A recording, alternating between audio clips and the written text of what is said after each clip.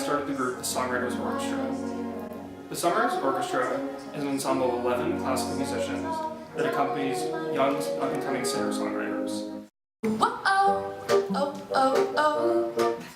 I think it's really exciting to pair these two different genres because it produces kind of a different sound that we haven't really heard before, and a lot of the songwriters bring their own distinct musical voice to each song, whether that's more of an indie folk sound, jazz sound, blues sound, but having it played by a more orchestral ensemble brings it to a different world sonically.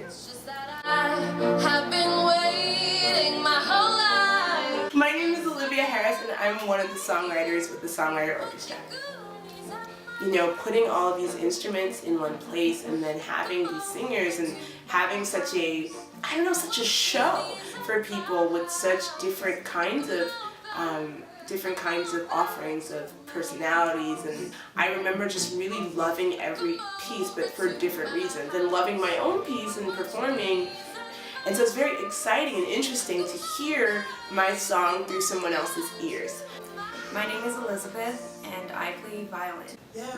With Songwriters Orchestra, it's an interesting experience because, you know, all the musicians have classical training and we come together and we're just creating this building a relationship with each other as musicians, musicians trying to create a new sound. Playing in a group like Songwriters Orchestra has really allowed me to just think of music as a collaborative kind of experience.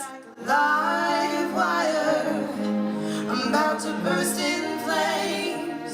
Someone will really ask you, like, what do you hear in this? Do you want something else? Do you see the directions going? I can hear a whole breadth of knowledge and understanding that's different from my own and yet complementary. But I think that for a lot of vocalists, this may be the first time that anyone's ever asked you your opinion as a musician, and it's the first time that you really get to say, I am a musician.